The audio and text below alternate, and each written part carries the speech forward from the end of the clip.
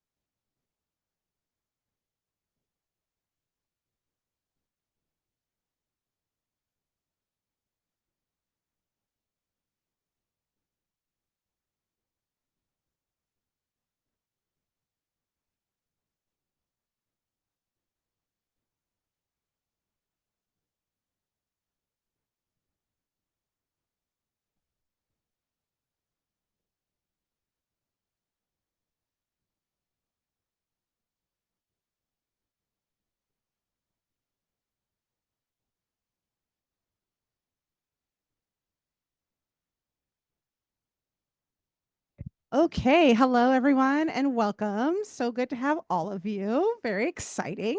My name is Destiny and I work here at East City Bookshop. Is there anybody who it's their very first time here?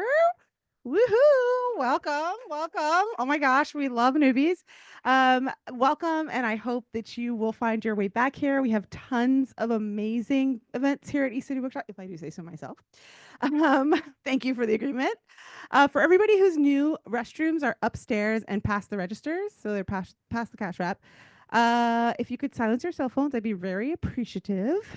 And I'm going to let you know about a few events we have coming up soon that might interest you if you're in town or in the area. So next week, Wednesday, June 18th, Queering the Narrative Book Club is having a happy hour here. That's also going to be a fundraiser support for Smile. So if you want to party for a cause, there you go. You can be right here at East City Bookshop. Oh, I didn't say hi to the online people. There are a lot of you. So hello, welcome. Great to have you. And then on Tuesday, June 24th, we have When Javi Dumped Mari, which is Mia Sosa's upcoming book, which should be a lot of fun. Monday, July 14th, we have a virtual event with Nalini Singh for Atonement Sky. Very exciting. And then on Friday, July 18th, we will have in the store, so not virtually, in the store, Sangu Mandana for A Witch's Guide to Magical Innkeeping. So if that sounds interesting to you, I know. We would love to have you there. Yes, very exciting. Okay, and I think we have tons of books for sale if you didn't already get one before coming in or order ahead. So we have tons of those. And both authors will be signing afterwards, and we'll be doing a Q&A before we get to that. So just a few more little tidbits for you. Now on to the moment that we are all here for. BK Borison lives in Baltimore with her sweet husband, vivacious toddler, and giant dog. She started writing in the margins of books when she was in middle school and hasn't stopped. She's the New York Times best-selling author of many books, but First Time Caller, the most recently, and the forthcoming Good Spirits. Chip Pons, can we get a woo? Oh yeah, oh yeah. Oh my gosh. Okay, Chip Pons grew up in a small lake town in northern Michigan before eventually traveling the world as a photojournalist. Every time I read this, I'm like, what? In the US Air Force, where he met and worked alongside his dream of a husband and better half. We are obviously here to celebrate Winging It with you. But before we get to that, I just want to say this is so exciting for us here at East City Bookshop. It's one of those moments where you get to see from like idea and conception to the actual event. So it means so much to us that Chip is going to be launching this book here. It means so much to us that you all are here. And I hope you have a wonderful time. Please welcome both authors. Come on down. Price is Right style. Woo!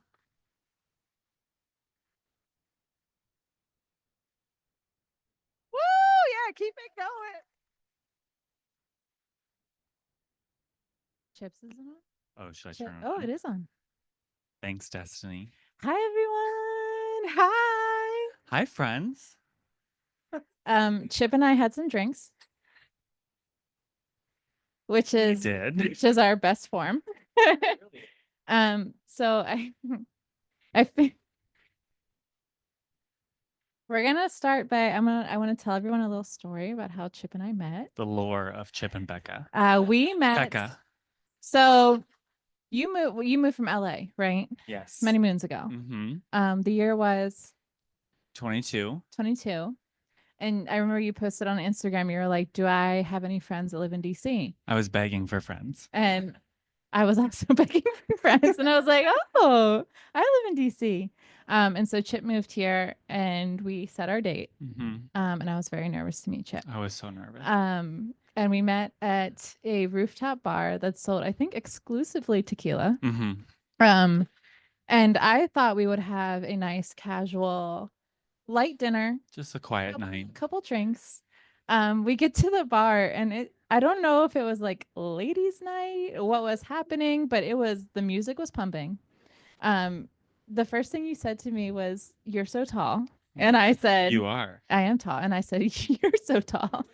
A couple of giants over here. Yes. But I mean, as a tall person, it is gratifying when you meet and you can straighten. Yeah. Yeah. So We wore our crowns that night. we were off to a really good start, and then we we were just meeting each other for the first time, so we were a little shy, a little quiet, and then we had a drink, and then we had another drink, and then that is the last thing I remember from that evening. Yeah. Like literally nothing else. No, the bar we went to has a very long, narrow staircase to the top. And I told Chip the next day, I was like, I have no idea how we got down those stairs. It was me for all I know. great descent. Yeah, I mean, we could have. They were literally stacking the chairs in the restaurant, and they're like, "You need to leave," and we're like, "But we're authors." We are. We weren't really at No, the we time. weren't. Neither of us had published anything, I don't think. But you know how we signed our check? Future New York Times best-selling author B.K. Borison. And we manifested that. Come on, we did. You might have manifested it I for did. me. Because I think I was just giggling and rolling around on the floor at that point. But I knew. Yeah, you knew. I knew. But I am so happy to be here with you, celebrating this book. Yeah. I'm just. Oh, ew. Don't do it. I'm really trying so hard not to. I'm not going to cry. But to know you and to know how you write. Ugh. Cry for daddy. This is the last event we're doing together in public. Oh. We were talking at dinner about how the first time we were together we got really drunk, and then we did an Instagram live together. I don't know why. No. We couldn't remember why we did it. Just vibes. We both got very drunk on that as well. Yeah. I turned to my mother and I said we should not have done that. We're tipsy, but I want to say drunk. Okay, continuing. But I just want to say that I know your heart, and I've read this book, and I'm trying so hard. Your heart is in this book, and it's just so lovely to see you put it out into the world, and to be so brave, and to be so kind, and to be so generous. And I'm so happy you get to share this with everyone today. And I am so honored to share this with you today. And so thank you for everyone for being here. And now we're going to ask serious questions. That was a long intro. I love you. I'm literally singing. Okay. Chip. Hey, babe. Hey. So you started out not as an author. You started out as a reader in the social space. And then you transitioned to an indie author with your first book. And now this is your trad debut. So what have all those steps felt like? And what do you think? Would you recommend? Would you recommend? No, I'm just like, what, guys? What do you have? You know what I'm asking you? Yeah. Okay. I got you. What? Yes. What she said. So it's been a journey. Like truly, I know that's like a cliche word, but like the book community is something I've never experienced before. And going from bookstagrammer to indie author to now trad author, like it's unreal. Like I have never seen anything quite like the power of bookstagram. And I feel like bookstagrammers and book talkers are going to change the world someday. They're already doing it right now. And for me, they've changed my life. Like I didn't set out to do this. I was telling my mom this before you got to dinner. I didn't set out to do this, and it's not a chapter in my life that I thought was going to happen. And it's literally a dream. Like it's a dream. How has today felt different as your trad debut compared to when you published your indie book? Yes and no. No, in the sense that both times I had like crazy bouts of I'm gonna lay in the fetal position and feel very unwell for the majority of the day. Like it was pretty embarrassing. But yes, I was by myself in 22 when my first book came out, and now I have like a whole team at Putnam with me, and I'm like, oh my gosh, please don't embarrass them, please don't let them down. Like, but I think I've felt the same level of like love and support from the book community each time. Yeah. Now we're going to talk about your book. Let's do it. This beautiful book. Who has read it? Okay, so I'm not going to talk specifics. what I love about this book so much is that it feels like a rom-com. Like it feels like the rom-coms of old. It's a romp, it's fun, it's sexy. It's sexy. Um and it's emotional, and I what I love so much about this book is that you weren't afraid to be vulnerable and emotional but also have fun. And I feel like there's not a lot of romance books that are just willing to have fun. And so that's why I enjoyed it so much. Um why was this book important for you to write? So for me, coming off like my, indie debut, I knew I wanted to do something completely opposite. So like super light, super carefree. I wanted like the magic of the rom-com because I feel like I like kind of trauma dumped in my first book. Sorry, guys. But this one I knew I wanted to just be fun, light, and the trope that like came to mind was fake dating. So I was like, how can I torture these strangers who are pretending to be lovers like as hardcore as possible?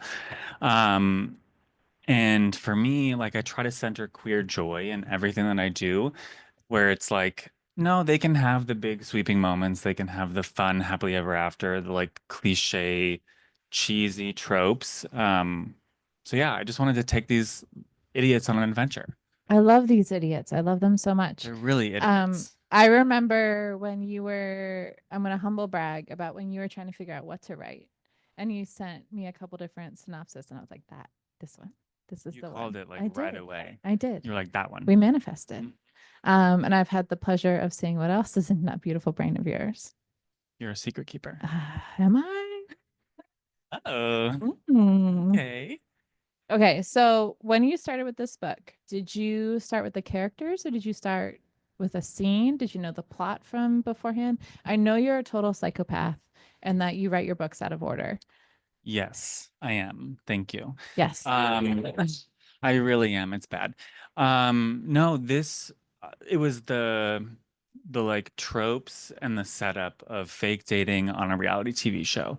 And then like things kind of fell into place and the characters kind of sprang to life from there. But I knew I wanted, like I said, like I was like, okay, I want to play with fake dating because I love fake dating romance books. And then I was like, what would force these two, like, how could I make them as uncomfortable as possible? And that's traveling the world together on every mode of transportation known to man, pretending to be boyfriends with a camera. And then I developed little personalities from there. Yeah. What was the most challenging part of that process for you? Making them fight. It's so hard, I isn't hate it? conflict. Like I just literally like I had readers from my first book in my ear the entire time when they were like, "Oh, there wasn't enough angst, there wasn't enough like it wasn't believable." I was like, "Yeah, but like everyone just wants to be happy. Like can't they just be sunshine and rainbows 24/7?" Like honestly, I feel like we have enough shit. the world sucks. I feel like we have enough bad things Yeah. that we all deserve a little bit of good things. Like when I was envisioning Asher, who is our, poor biomedical engineer who gets dumped at the airport, RIP relationship. I was like, can't he just have a hot Spanish pilot just like break his back and have a good time the entire time? Like there's no need for conflict. It's what he deserves. It's what he deserves. It's what we all deserve. It's what I deserve. Hi, honey. I literally just like blacked out for a second. My brain is just mush now. Literally, it's just Your list is right my here. list is right here.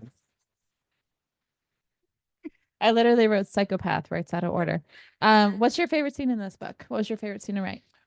Definitely the La Tomatina scene.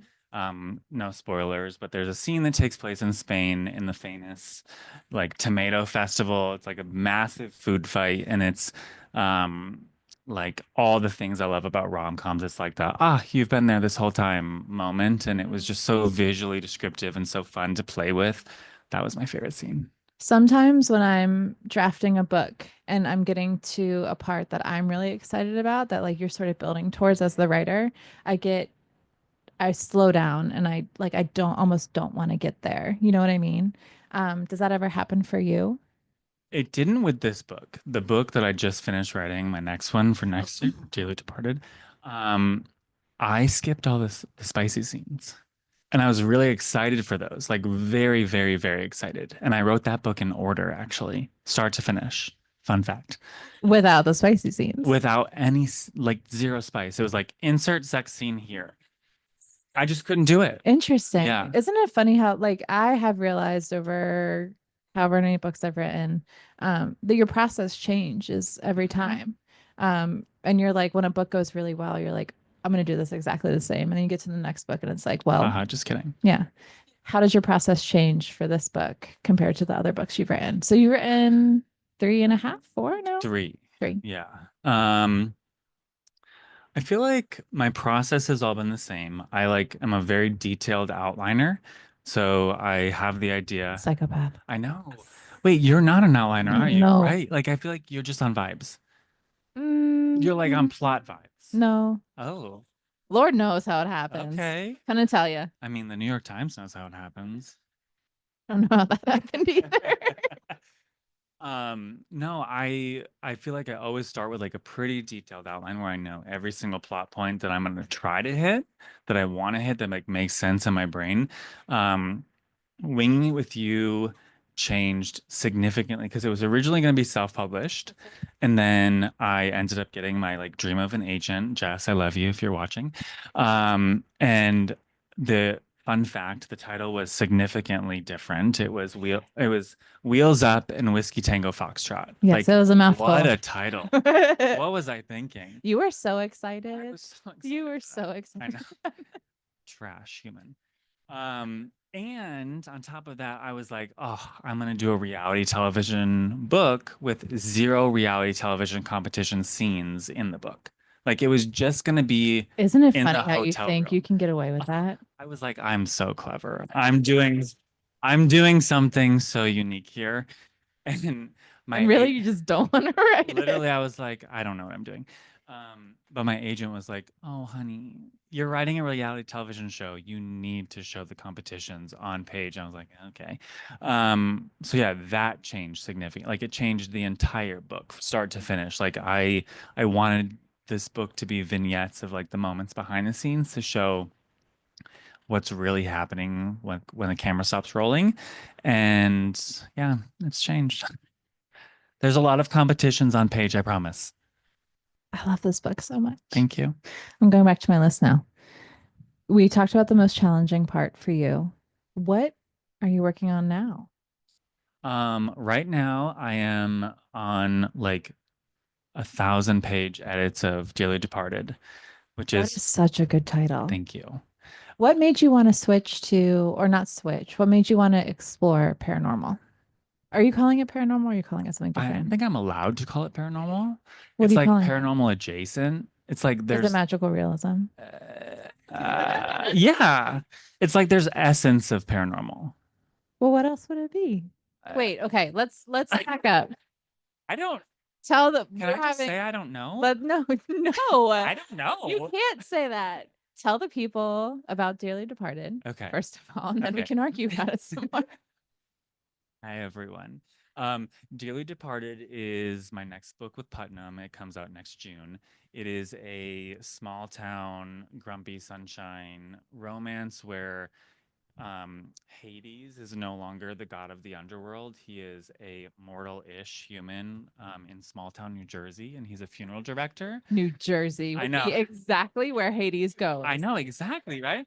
That is so correct. My family lives in New Jersey. No offense. We're over there. Hey, Jersey babes. No offense, No to New offense. Jersey. But like how obscure, I love right? the turnpike. I know. I love that they pump our gas too. See, I don't stop in New Jersey specifically because it makes me so uncomfortable. Someone just get shushed over there. Yeah. Oh, I love Someone that. is being a stern Thank you. mommy over I there. sat up straighter. Like, oh, no, and so yeah, he's no longer the god of the underworld, and he like has his entire world set on fire by the like literal fire and hellstone by the sunshiny florist next door. So it's like very much a grief-focused rom-com, and like it was supposed to be funny, and now it's like I've just been sobbing every day writing it. So I promise rom-com like trauma. Like I promise I will put some calm in it. There's no calm in it right now. It's literally Rachel, there's literally no calm. Yeah. okay, so former Greek god. Yes. But it's not paranormal. It's like okay. So it's more reimagining? Yeah. Okay. Uh-huh. Yeah, okay. We It's figured not it a out. it's not a Hades Putnam and should call me. Persephone. Yeah, Putnam really should call you. Yeah, they should. They're the I'm gonna best. I'm gonna send an email. Okay. On that note, does anyone have a I question? know. I've gone through mine. I Ooh. know we went You're fast. so We fast. went fast. I know. You're fast. We're yappers. Yeah, we are yappers. This is probably for the best, so you know. Anybody? Yes. Hi.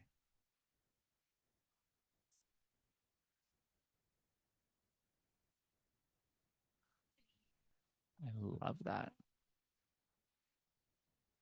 Okay.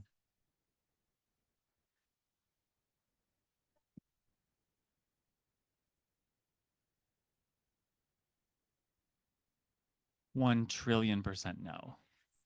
Wait. I'm gonna repeat the question for our friends online. I'm so sorry. She wanted everyone to know that she was also the first to ask the question elsewhere, and she's very eager. And she also asked, would you consider making a world travel itinerary Based on this. based on this book? And I said no. Because I intentionally made this trip as chaotic as possible. So it's like it's not logistically comfortable. So they're going from like one end of the world to the other, back and forth on every mode of transportation known to man. So like if I had to replicate that trip, I think I would be very cranky. But the locations, yes, but maybe not in that order. Does Did that you work? do a lot of research in terms of traveling between place to place? Yes, and then I also was like, well, it's like a fiction book, so like we can pretend. Correct. You know what I mean? It's like, That is the way. Yeah. yeah, Yeah, because no one wants to be like, and then they were on a 14-hour train ride. right. Yeah. No. Yeah, there was like Okay, some I we feel had to deeply comforted right now. yeah, Great. right. Like I was like, it's just literally vibes. Like they're just we're gonna pretend that they blinked from Portugal and then they were back in Maine, and it was like normal. Never mind. Say it. No, I will not. Any other questions? Ooh. What has the journey been like going from an indie author to a trad published author? The question is, what has it been like going from indie to trad published author? Like it could not be more different. And I feel like you can answer this as well because you've done it. When you're an indie author, you do everything by yourself. You're kind of in this bubble where you're trying frantically to like get your book to land within hundreds and thousands of books out there and to connect with readers and to like, you know, stand out amongst the noise. And I feel like I let go of so much control this time around, and that was the best thing for me mentally because I was like, oh, arcs, I don't have to deal with that. Oh, marketing, not my problem. It was just like someone else was there to take care of it, and I just got to do all the fun stuff. See, I'm a psychopath. Yeah. I think Berkeley hates me. Oh, no. I have a lot of thoughts. Oh, don't. Because because I started in indie, I feel like because you do everything yourself, you sort of have an idea of where you want, like how you want things to look and how you want things to sound and how you want things to be. And I am so grateful to Berkeley for like giving me a voice in that process. But I think they probably like gave her too much of a voice in this process. But like I have a lot of thoughts and feelings. I mean, sure, when you put a book out, it's so much of yourself. And so I have a hard time letting go. And I think part of my process for letting a book go is dragging my feet for the poor people on my team. So sorry. Sorry, Great, everyone.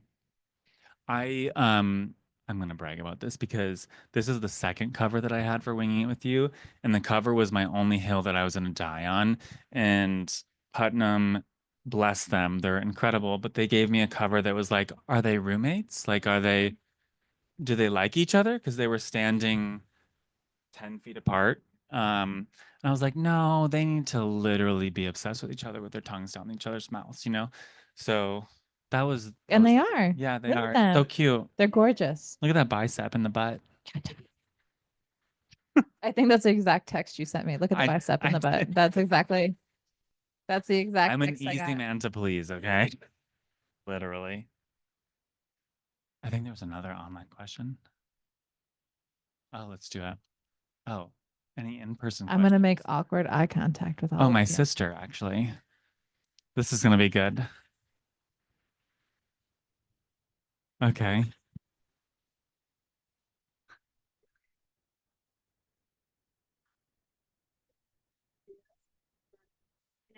Play into your writing process here, and how do you think Oh, it helps?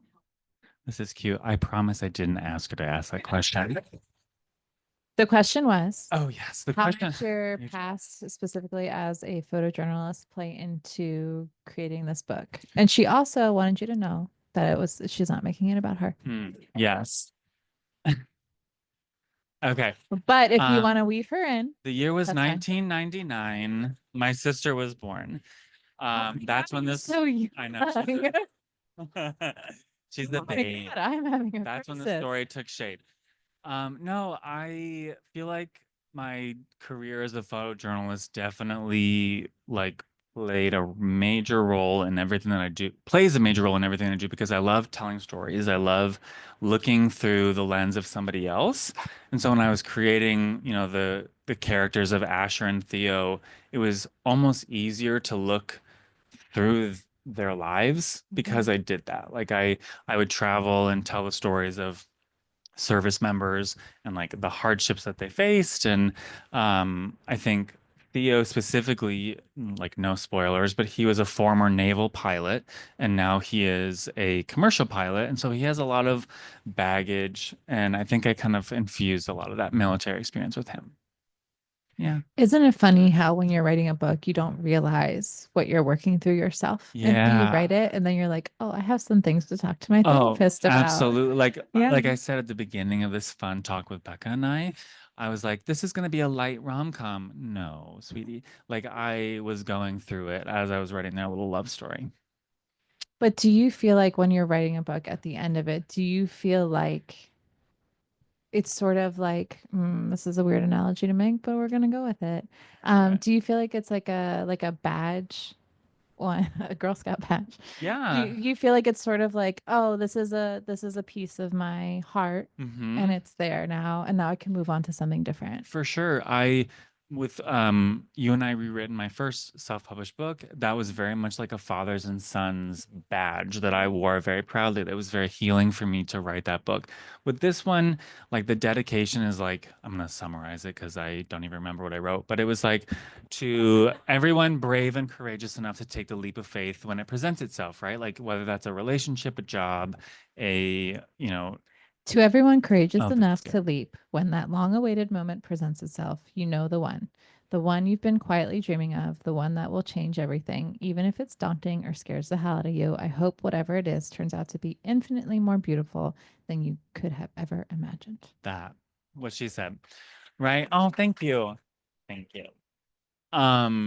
So for this book, I think I really put myself in Asher's shoes where it's like, I'm taking this leap. I'm so proud of myself. And it's like paying off more than I could have ever imagined. And that kind of translates to writing a book and doing what we're doing and all this fun stuff.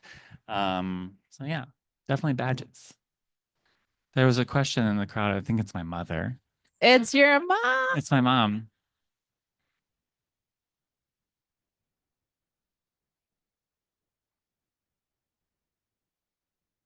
Your mom wants to know. Tracy. She wants us to talk about the moment we fell in love with reading and writing. You first. It's your mom. Um,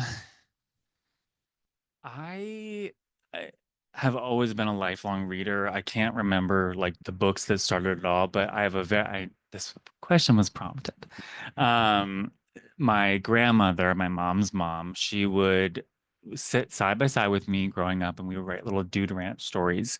And it was all me and my friends and we would solve crimes like the Hardy Boys. And that like really instilled in me this like love of writing and storytelling. Don't make me cry I again. know. God. Grandma Jenny was like the goddess. She taught me how to read and then she like taught me how to love writing. It was great. That was it. That's my answer. I was a little black sheep. I had a lot of trouble fitting in, not just in school, but in my family. I felt like a little black sheep. No one else in my family likes to read. No one else in my family likes to write. They don't understand what I do all day. And so for me, it was always a place to escape to that felt safe and good and comfortable. Um, and it's turned into this wild ride, which is incredible. But for me, it was always a place for myself to go to protect myself. Yeah. Yeah. Look at this dream. Look at it. It's crazy. Go ahead. How did you come up with all the destinations and challenges? Ugh. How did you come up with all the Chip? Sorry. I love this Wait, book. take two. Take two. Oh my Okay. God, the best question ever. How did you come up with all the destinations and challenges? As we have spoken about, this was your favorite part of the book to write. I know. Yeah, it was. You didn't avoid it at all. I didn't avoid it at all. It was a struggle, to be honest. I was spending a lot of time on Google, like world's most obscure insert whatever. And that became fun because I was like able to learn about different places. Like, I think my most like proud moment in this book is including Ben and Jerry's graveyard, flavor graveyard. I don't know if you're familiar that that's a real thing. And not to like bring the invisible thread of like my next book in it, but like the flavor graveyard is called Dearly Depinted. Look at you mastered I it. know. And then I didn't even come up with that title. My agent came up with that title, so thank you. But my next book is called Dearly Departed. Like how random. And it comes out next summer. I know, next from June. Putnam Books. Pride Month. Ooh, okay. Um, So good. But effortless. the challenges for me were like, okay, how can I grow this relationship together as a like how can they grow as individuals and how can they grow as a couple? Where there's going to be crazy amounts of tension, crazy amounts of communication errors, and then just like this external noise that plays off their fears, their insecurities, and like everything they're going through on camera. When writing scenes that are intended to build tension, how do you do that between your characters? What do you sort of rely on to build tension and to keep upping the stakes? Well, as I've previously stated, I don't like tension. You said you don't like arguments. And that's tension. Well, that's Like- one slice of tension. Like that was my number one piece of Let's feedback. talk about sexual tension. Okay. I wish you could see his face right now. Go on. When you're writing I'm literally blushing right now. When you're writing your characters, sort of building a relationship together and slowly moving closer to one another. Mhm. How do you do that as a writer? Yeah, so for me, like I was struggling with, okay, these are two attractive, sexually active gay men sharing a bed in a hotel room. I was like, they're gonna diddle each other. Like night one. Like, let's be real, night one. Right? And I'm sorry, it's true. And so for me, I was like, all right, let's draw this out. Let's like make it prolonged as possible because we're not allowed to have them do that night one. You know that. That's romance rule book number 101. I'm still stuck on the word diddle. Diddle. I'm aware. I'm sending my friends into the other room. So sorry. But no, like hands will wander, like things are gonna whatever. And so Diddle. I was like, how can I diddle? Yes. I'm sorry, Mom. But I was really wanting them to like grow emotionally before they grew physically. And so that was the most important thing where I was like, let's get them right to the brink and then bring them back. Let's get them right to the brink and reveal something emotional. I had to edge them a bit. This is going so well. It's not our worst work. No, it's our best actually, to be honest. Yeah. This goes down in history as the Yeah. best. Well, considering the first time I remember nothing. I don't remember anything. Okay. Who else has a question? Oh, Yes. Hi. She's obsessed with us. It was for the camera. We just wanted to say it again.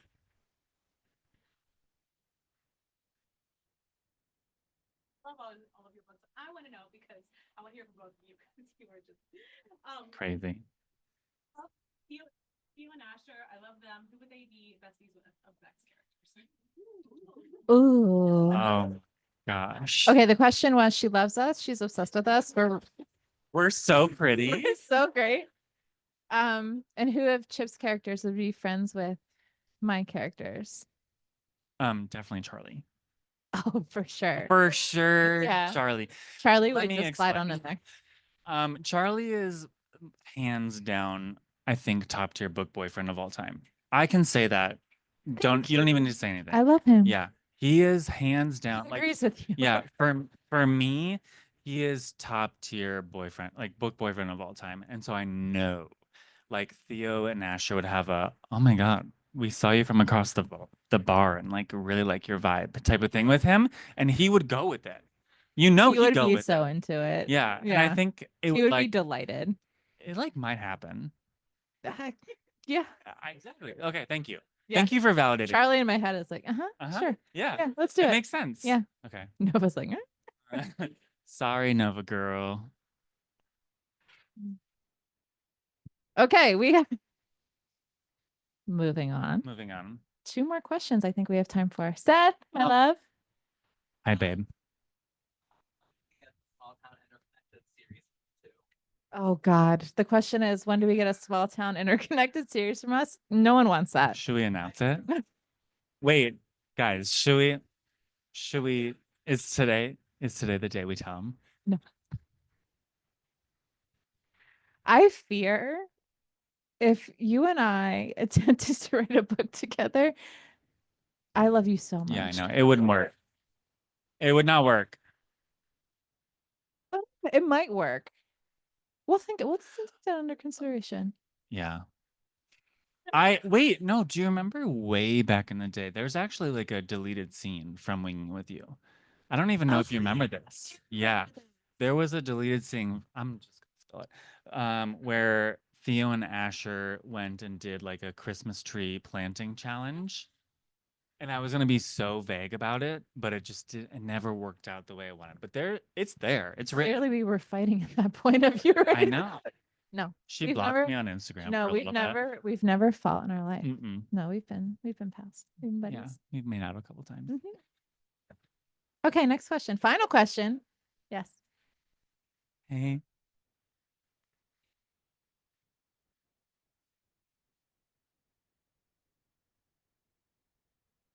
Oh, that's a really good question. The question was. Yeah, the question was, sorry, I keep forgetting this part. So I'm here. I know. My job. I know, you're so good.